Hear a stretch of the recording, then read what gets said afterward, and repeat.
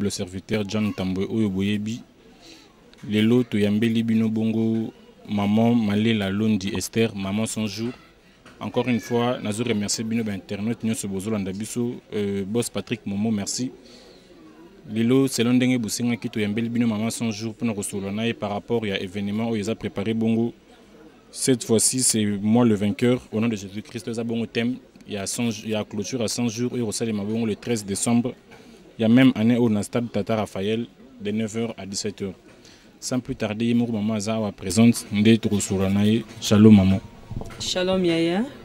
Bonne santé maman. Ça va. Zamba pambola yo pe bande konyo soyo baza kolanda biso na pesi bango mbote pe na tatoli bolamu pona bango nyonso na kombo na Yesu. Voilà, pour nous banda maman to zonga mkisima où se présenter les sous na bana nzambe baye ba maman Malela zana ni ya banda wapi na moi bref kaka. Merci maman Malela Londi. Obo mesana ko benga maman 100 jours na nzamoko yo na utina libota ya basali na nzambe. Mwana ona koli na ndako ya papa na mama na ngai utana âge ya 10 ans. Nazaki déjà conservé nzambe kino lelo oyo mama Malela Londi azoko ba toujours na utina église fait pas konza ya malamu ndeko na mama na ngazaki vraiment musali munene ya église fait pas konza me malamu to botami pe wana pe tokoli kolandisa malika bunzambe apesa kibiso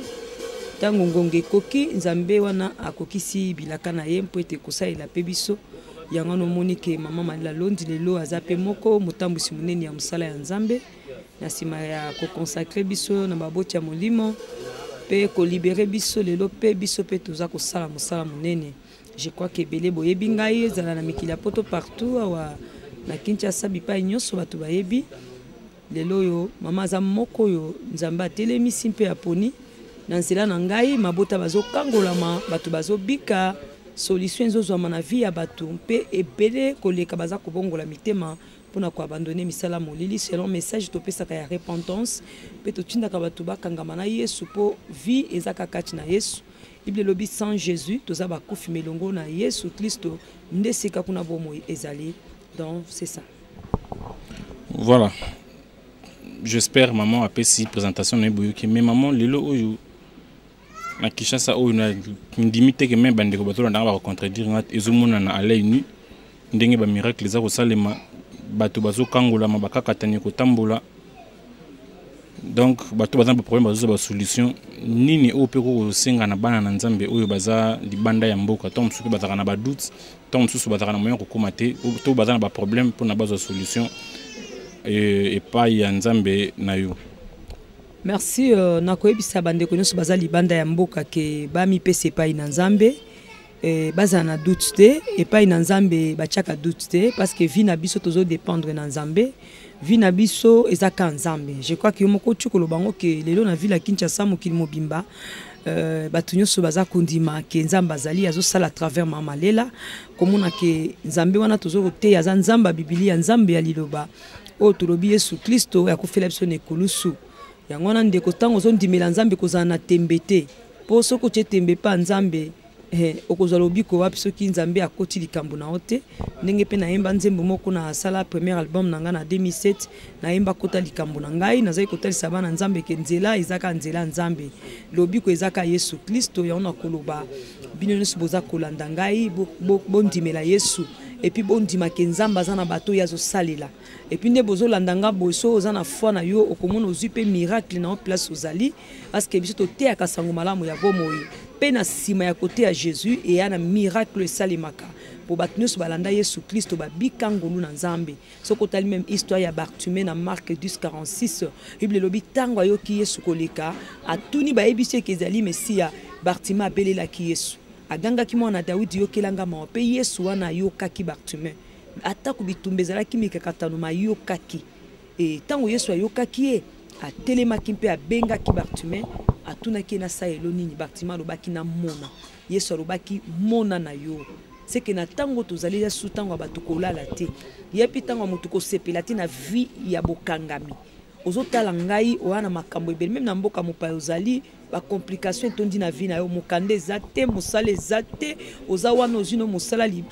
mokanda me libala ezate wana libala kasi kobota pe ezate omona ba bitumba mikakatano makambo ya ndenge na ndenge eza kolanda kati na vie na yo yango na mama malela koyebisa oke pusana pembeni ya Nzambe parce que sans Jésus toza bakufi melongo na Yesu bomo ezali soki opusani pembeni na Nzambe oluki Nzambe Nzamba kopusana pembeni na yo mpe akomonisa po na yo po mutu moko ta kotalela Nzamba atika na soni mutu moko ta koyepa ina nkolo atikala ndenge moko ba nyonso bakoluka Nzambo yo esengeli bazwa biyano bazwa changement na kati na bango yango o na koyi koyebisa bino ke tango ekoki ya kolamusa Yesu tango ekoki ya kobelela Yesu tozana action munene o ezali croisade munene kosalema samedi le 13 décembre. Je crois que batu bazo déjà mikili ya poto bazo koyana batu déjà ba Londres bazo déjà awa ba yeka kozela le 13 décembre. Pe ba nebele ya bamboka bapa baza ko milengela baza ko kitana Kinshasa po ezali action oyo esangisaka mokili mobimba. Batu ba utaka na intérieur batu ba utaka na ba province partout ba yaka pe na mikili ya poto pona koya kozali loba ya Nzambe ba utanga mwa Brazzaville Pointe-Noire yana ko senga yo mutozola nanga partout zali. Na ko senga yo o se préparer ce qu'on a moyen à koya Kinshasa vraiment en décembre awa oya avant le 13 pour assister le 13 décembre wana omona makamuni Nzamba ko sala na kati ya 100 jours de jeûne oyo ngai na kotaka chaque année ndenge batu babenga nga mama 100 jours parce que Nzambe na nga ratarate ce qui a raté na vie no ce qui moko bongisi motema te mais ce ko bongisi motema okomona bolamu ya Nzambe donc c'est ça. Au bêti les soleils à 100 jours, maman, expliquer bana Nzambe baïba vision il y a 100 jours et puis bien fondé dans la carte il y a la prière on appelle jeûne il y a 100 jours. Merci beaucoup 100 jours de jeûne ezali prière o nandima ko kila un peu ko bondela pona peuple na Nzambe. Au moins to lobi 7e édition c'est que première édition ezala kiti de to komi na 7e na mesana ko salango chaque année. Parce que Sukambula et yana bitumba, Sukambula yana makambu, Sukambula et yana makambu ebele. Yango moniki mama lela londi andima na ye ko kila chaque année pona ko bondela pona libota ya Nzambe. Ibleza ko senga biso to bondela Nzambe o baza makasi ba soutenir ko baza faible. Penza baza ko luka tamutu moko ko bondela pona mboka na ye po ya bebisa yango te. Doko naza na makasi mpe na makoki na Nzamba pesinga na zo bondela pona mabota. Na tango batu musu baza na loyenge baza pe na makambo ebele bele mama lela zo ko prier. Donc c'est ça prière o eza pona mutu nyonso. Oyo atangami ekela mu na Nzambe. Ezala pona ba pagano, ezala pona ba Kristo, ezala lo sambo nazo sala pona délivrance ya mutu nyonso. Ya onto benga 100 jours ezali prière ya délivrance ya peuple. Ya pona ko bimisa batu na ba singa na ba condamnation, ata mutu ayebi Nzambe te kasi abiki akangolami akoluka ayeba Nzambe pona vie na ye mobimba. Ndo moni to sala kango chaque année pona ko bondela pona batu. Ko soutenir bato ba misika même à partir ba requête tant ozo tinda mama requête na ngango nazo bondela bato baza kobika na nzela téléphone bato baza ko kangolama quelle que soit maladie na yo quel que soit problème na yo à travers jeune o ngana sali ya 100 jours Nzamba ko répondre pas ko sala ya on a na oti ko lancer message ko lobake biso to ndimelaka Yesu toza bato ba cérémonité o mai mungu wa pilipili simba boyo to mona mikolo yo biloko na biso pona biso za démoniaque surtout ndimelaka kombo Yesu kaka to pesa ka message seulement ya repentance tango yo moko yambi Yesu Kristo bongisi motema na yo Yesu wana koti na vie na o miracle bandi do biso Nzambe asaila ka biso mingi kaka na liloba ya Nzambe kaka na prière et sili na partie ya matea ya repentance bato baza ko kangolama ya on a ko senga binus bolandi je crois que vous comprendre 100 jours ya jeune maman lela londi aza ko sala chaque année nde boyoka babenga mama 100 jours eza partout ya mabondeli oyo bozoka bakufi bazo sekwa to bondela bato na ba morgue bazola muka bondela mutu azai suna ba trompe ta boti bondela mutu azai na cancer ezala ya poumon ezala ya mutema mutu azobika. Donc c'est ça Nzambe na biso saela ka biso makambo ebele bato mokongo ekufa ko botsa moi c'est to prier kana kombo na Yesu mutu na botisi bomona makambo ebele ya ndenge na ndenge ya ona kosenga ka bino ba bozolanda biso en tout cas mutu moko azanga te le 13 décembre awa na tata Raphaël samedi le 13 vraiment boya ebele Nzamba kota makambo na bino. Donc c'est ça. En parlant il y a vision il y a prière il y a 100 jours. Donc, yo moko mamande au kotara jeune wana ya 100 jours, c'est ça? Oui, na 100 jours ya jeune ngamo ko mama mtu nakota kapona koko kotsa mtu nyoso te ya ezali likabunzamba pesinga peut-être ndena lobaka na kotsa ba peut-être 3 jours 4 jours to avant na koma na clôture parce que ndena lobi to ko clôturer 100 jours le 13 décembre c'est que na mataki yango le 3 septembre dans le 13 décembre de mukolo 100 jours et koka donc mukolo ka e koka kandiza journée munene ya croisade ya prière ya délivrance pour esangisa mokili mobimba bato baya kobika yangona avant to kena na clôture nous avons na jeune moko na koko tsa peut-être il y a 10 jours ndeka molimo nzambe kamba kanga mais nyonso pendant 100 jours ngamo na sala kango peza likabu nzambe apesinga na vanda kaka bon naza kobondela pona bato na boyi nyonso na lobi na kolia te nazo prier pour te nzambe akota makambo mabote yango mona ke nzamba sala ka mingi je crois que bato belé boyebi bino pe boyebi comment nzamba visita kama malela na makabu nyonso ezala o délivrance guérison bénédiction tout nzambe on a pesa biso pe asa ela kabiso tuzaka ka instrument pour na peuple na ye bazala délivrer lelo na Kinshasa maman ezape na bandeko mingi oyo bakoma ko douter na basali na nzambe ko loba ete ba jeune wana ya 100 jours lokola yumo pe ko tarana ngote o laksaka ba nzambe to na kota ke jeune na 100 jours même ko kota ke mino ko yebisa bango pour na ba meka un peu changer makanisi na bango. Merci beaucoup. Je crois que jeune ya 100 jours ya mama malela eza jeune oyo yebani pe mutu nyonso ayebi yango pe ndenge bandaka eza na bilembo po nzambe na biso asalaka eza kaka te ke na suka asalaka ni bandeli pe asalaka chaque jour lokolo eza mokumba engagement na koti yango te mpona fier mpona lolendo to bato bapesanga mbongo me na koti yango mpona kotala engagement onga na zwa na nzambe à partir alliance que photo bondela na nzambe to soutenir basuso baza na pasi na mikakatano à partir ba prière na biso to sunga bato lokola mobateli mpate na zui likabo na zui appel à nzambe il faut na soutenir ba na nzambe na prière. Donc 100 jours eza vraiment ya solo je crois que boyoka ba témoignage ebele témoignage ya malamu ezala kaka te ki fuba banda ko ebisoka eza vrai eza to faux mais moli mo santo asunga bato ebele pona ko yisa bango non 100 jours maman zo sala eza vraiment ya solo je crois que bozo landa na 100 jours oyo na ndimi yango na boyi kolia na tiki nyonso tala kaka aneza na 12 mois ngana ndimi kozwa 3 mois na 10 jours pour na bondela des alliés alliance eza boyokani na ndima yango mpe na sepela nango na soutenir bana nzambe po ngamo nzamba sale belé na vie na ngai et puis ce côté tant tout ça la 100 jours to préparer la croisade d'amine to dépenser bon ebelé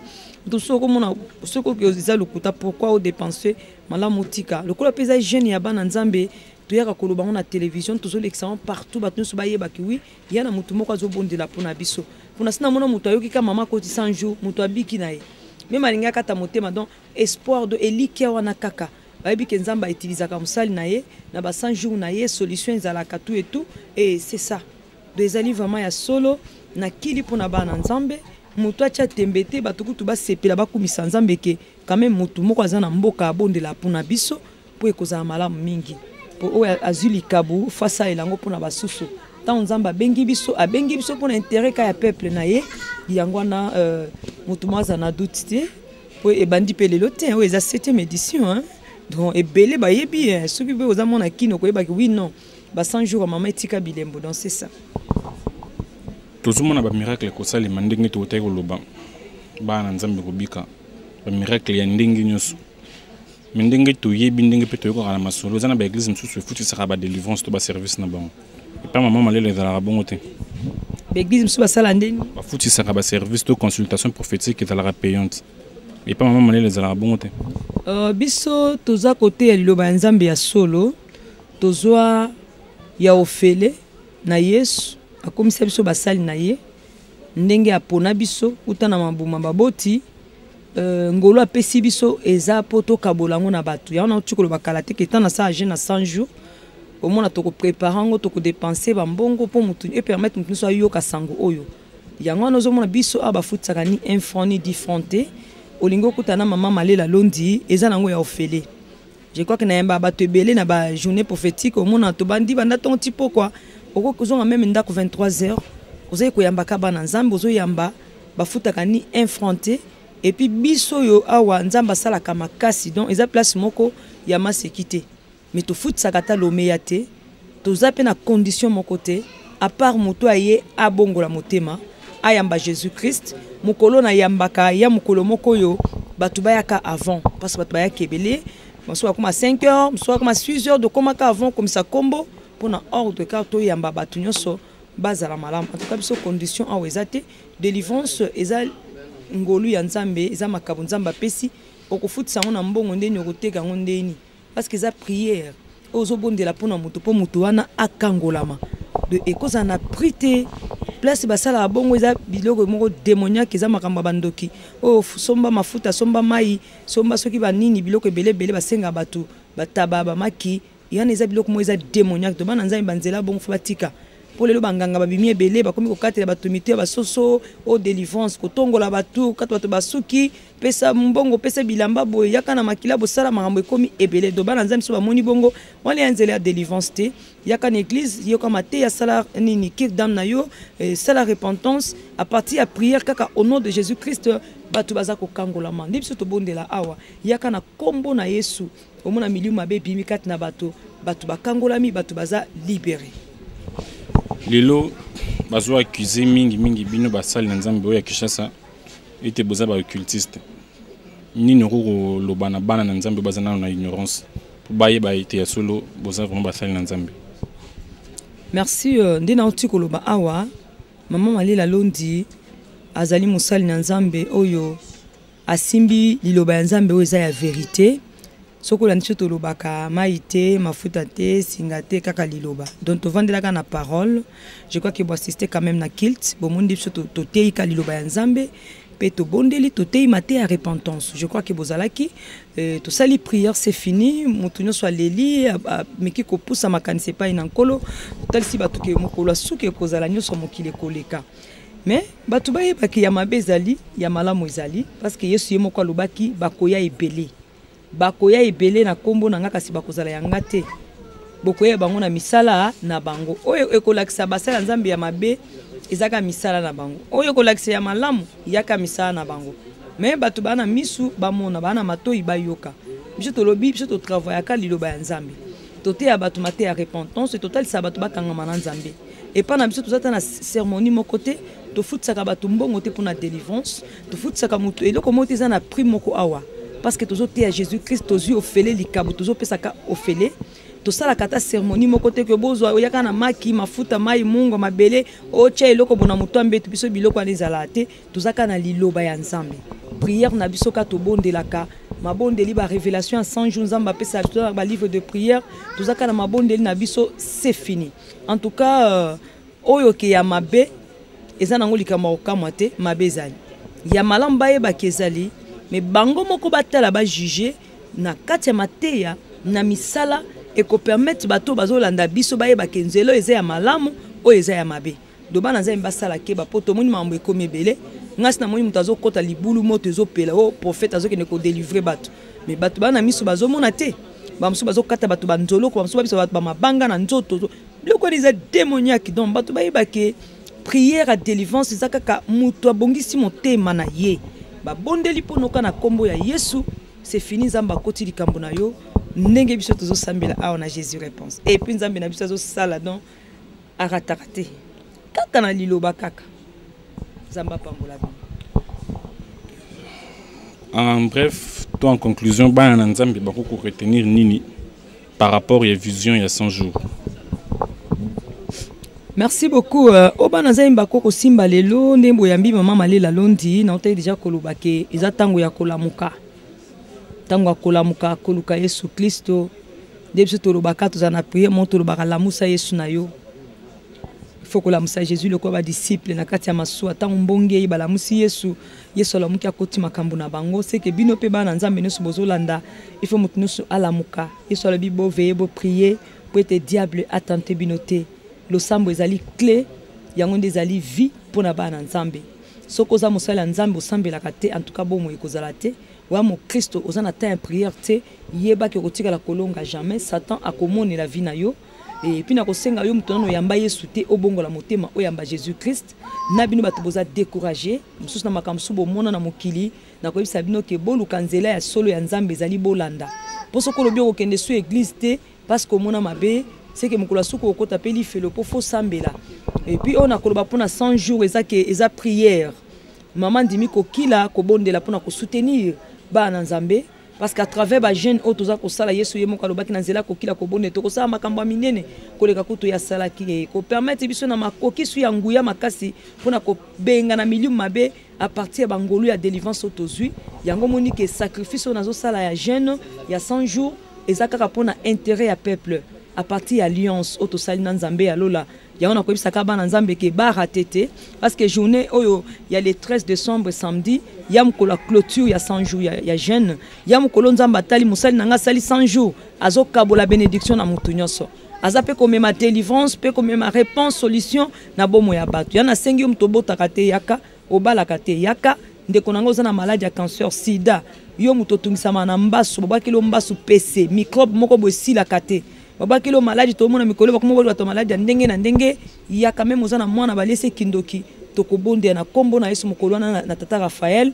na yebike mutu nyonso yebi stade de tata Raphaël délivrance ekozwa mutu nyonso atoza musika libanda ya mboka futa biye na yo yaka vraiment partout bozwami boza kolanda biso boya ebele po Nzambe akota makambo na bino na banzi ke bolandi makambo nyonso mama otiko pesa ya suki ezali ke kokanga masuna mokilité wela tango opesa motema na yo epai na Nzambe so otali na Ephésiens chapitre 5 na verset 15 komona nde baza kokebisa kuna bozala batu ya buzoba te mais bozala batu ya mayele bowela tango parce que mikolo ezali mabe c'est que mutu na mutu abongola motema ayebesika za kochela makolo na ye parce que nyoso mokile koleka moninga moko za na bambongo biloko tout mais soko zangi Jésus ozelo kopamba mais sengo na bato baza na Yesu bango nde bako vivre vie mulai et bakotatola monene ya Nzambe tika Nzambe na likolo apambola bino akota makambo na bino bunzambe emona na bilembo emona na nguya na Nzambe esopara kati na bino na kombo na Yesu vraiment je crois que na bondela pona peuple na Nzambe na pesa bango pe ba numéro ya téléphone même ba bosana te rendez-vous monene oyo kozana na tata Raphaël samedi le 13 décembre de 9h à 17h tokolo ba 9h mais bato bakoma 4h yom tozola nanga yakata mukolo na ta 4h yakata komila ile wana po samedi le 13 tongo etani lo wana po omona pe Nzambe na bomo inayo nano mona bikamo Nzambe te nano ndima te ke Nzamba salaka nano ndima te ke Nzamba zala na batu na ye penza saila bango oyoka kasango na musika mekana Nzamba mama 100 jours ya jeune okomona ki oko témoigner kasi motema na yo obongisa yango ya biso kisi yango wana bongisa ka motema na Nzambe yango ndezali puissance et comme na guérison miracle na délivrance et nazo bondela na bino nyonso sikoyo Seigneur nazo tato la bomo ina batu nyonso baza maladi babika obalandi ngai place bazali maladi na bangwe limo na kombo na Yesu o nyonso abotaka te ayamba guérison mbana bakote na libumu o nyonso abalaka te alongo na kati ya condamnation ya célibat libala ekota na vie na ye na kombo na Yesu mutu nyonso asala kataza na ba blocage kuya musale pesa melo nom de Jésus oyo pazangi mukanda na mboko ya vandi Nzambe salisa ye azwa mukanda na kombo na Yesu Masia oyo pazangi musala azwa yango na kombo na Yesu merci pona kobikisa famille oyo pe libota obalandi biso e bipai nyonso na kombo na Yesu Masia amen Nzambe apambola bino azopesa ba numéro de téléphone ezali 09 98 21 48 15 09 98 21 48 15 082 854 98 70 82 pardon 89 854 98 70 089 854 98 70 082 23 44 233 082 23 44 233 09 98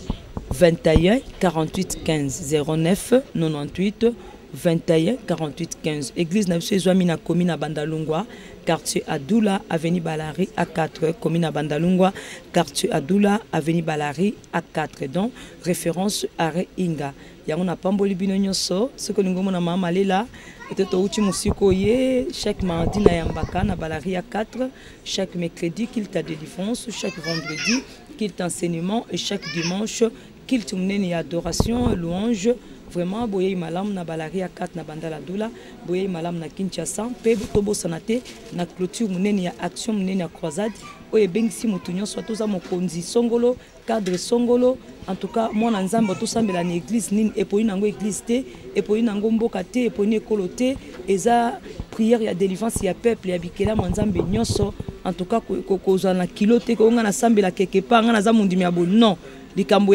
ya nzambe ya ngolu eza pona mutu nyonso. En tout cas samedi le 13 décembre bozangate donc peut que samedi ko permettre ba ndimi ya église nyonso ba ya kozwa bénédiction ba ke ne peut ko témoigner grandeur ya nzambe nzambe ya pambola bino. Merci beaucoup.